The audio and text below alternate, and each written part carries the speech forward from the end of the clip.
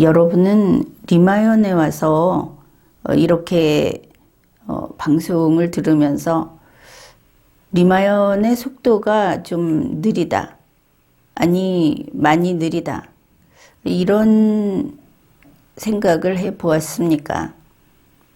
가끔 여러분이 그냥 참고 이야기를 안 하는 건지 모르겠는데, 어떻든 가끔 리마연의 속도가 너무 느리다, 이러는 댓글이 있었습니다. 그런데 그 댓글을 실은 무시하고 있습니다.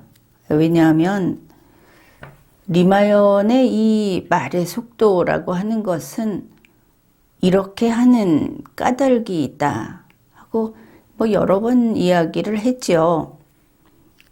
이 사람의 두뇌 능력이라고 하는 것은 말의 속도에 적응하는 능력으로 그렇게 확인이 가능합니다. 그래서 여러분 중에는 리마연의 이 방송을 속도를 빠르게 해서 듣고 있다, 이런 분들이 있는데, 한번 시간 있을 때 정상 속도로 들어보십시오. 내가 이걸 적응할 수 있는가 아니면 없는가, 이런 것도 알아보고, 정상 속도로 들었을 때 목소리도 다르고 말의 내용도 다르고, 그때 여러분의 두뇌가 움직이는 그 메커니즘적인 면도 다르다는 것을 체험해 보기를 권합니다. 리마연의 속도, 그냥 리마연 속도라고 이제 알아두면 됩니다. 이게 여러분의 두뇌가 전면적으로 작동되어야만 하는 그런 속도입니다. 그러니까 일반 방송이 있죠. 지금은 공중파들도 그렇고 또 유튜버들도 그런데 전체적으로 속도가 대단히 빨라졌습니다. 우리 한국인들이 지금 음식을 먹을 때 매운 음식이 그 정도가 과거보다 굉장히 맵게 먹고 있다고 하죠. 그래서 인스턴트 식품조차 이 맵기의 정도를 상향 조정했다고 합니다. 그래서 정상적인 가정식을 주로 먹던 사람에게는 이게 부담이 되는 그런 일도 있다고 하는데, 바로 그런 식으로 어떤 풍조가 그렇게 된 거죠. 그래서 지금은 이 방송이라는 걸 통해서 여러분이 접할 수 있는 그 말의 속도라는 게 여러분이 두뇌와의 관계가 어떻게 되느냐 하면은 이렇게 생각하면 됩니다. 우리가 체조를 할 때 목 운동도 하고 팔 운동도 하고 전신 운동도 하고 그러는데, 여러분이 기존에 지금 기성의 방송을 볼 때 하는 운동은 가만히 앉아서 눈만 껌뻑껌뻑 하는 운동을 하고 있는 셈이다. 이 정도 움직인다고 하면 여러분의 두뇌는 어떤가? 거의 졸고 있다, 이렇게 봐도 되겠죠. 여러분은 빠른 속도로 정보를 접하고 있다고 생각을 할 텐데, 그 정보는 옛말에 주마간산이라는 말이 있는데, 그보다 더 빠르게 휙 지나가는 정보를 여러분은 계속 접하고 있는 겁니다. 그러면서 여러분의 뇌에 접점이 있는 것만 모아가지고 내가 정보를 취득했다, 이러는 것이죠. 그래서 여러분의 뇌는 잠자고 있고 여러분이 습득한 정보는 오류가 많은 이런 상황이 되고 있습니다. 여기 화면을 하나 보여드리겠습니다.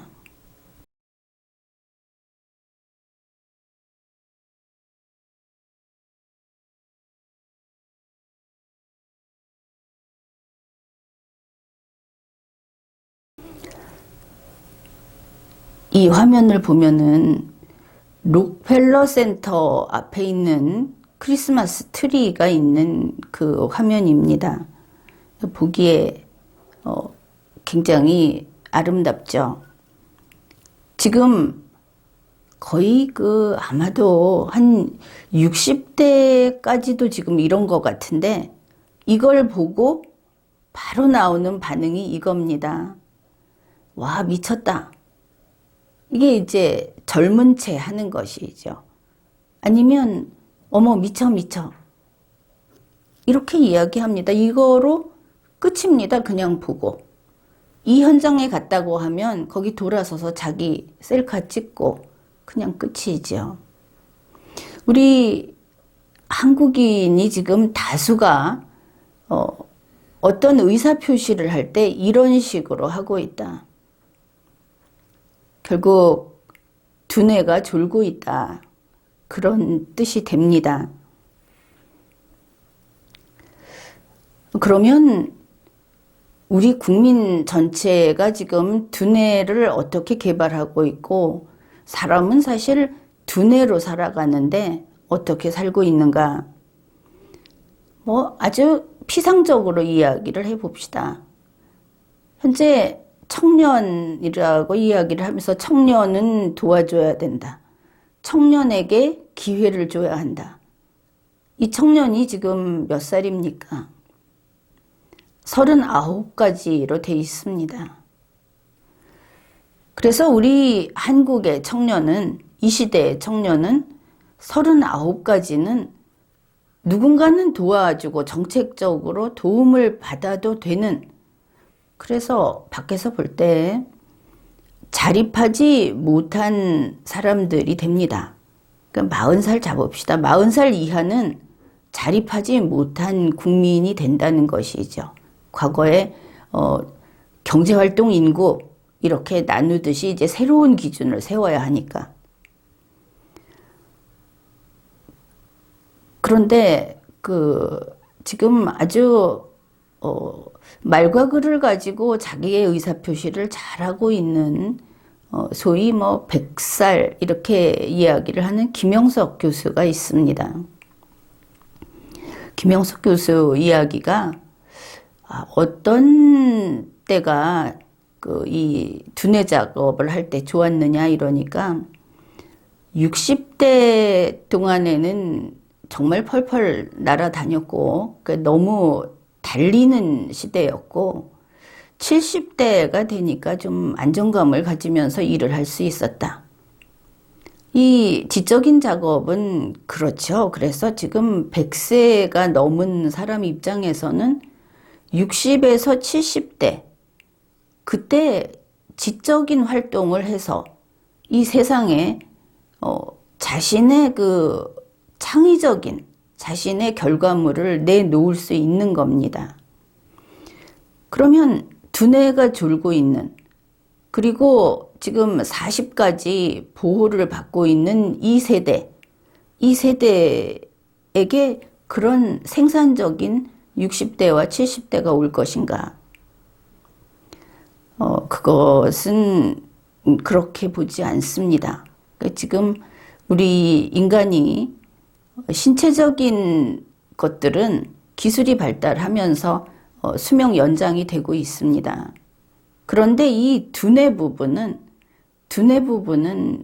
아직은 너무나 우리가 우수한 자원을 가지고 있고, 그래서 스스로 이 개발을 할 수밖에 없습니다.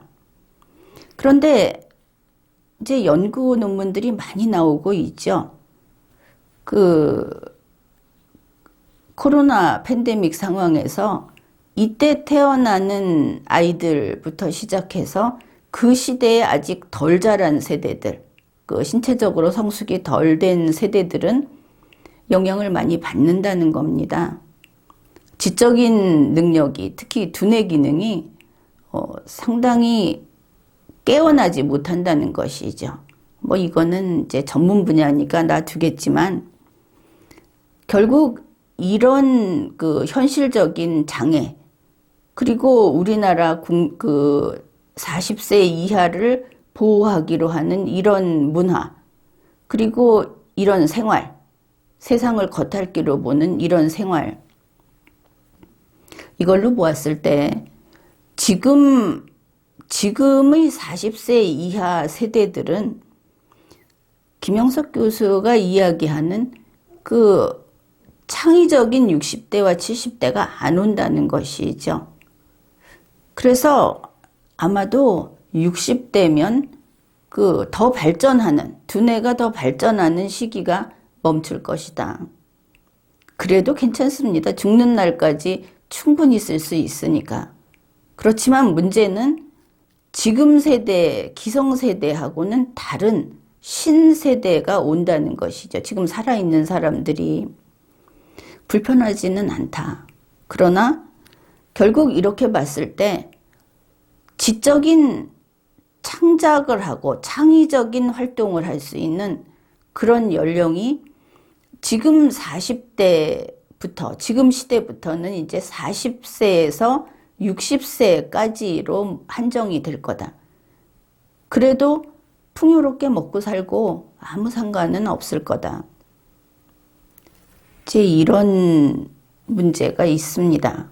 그래서 두뇌 능력을 특별히 관리해야 한다.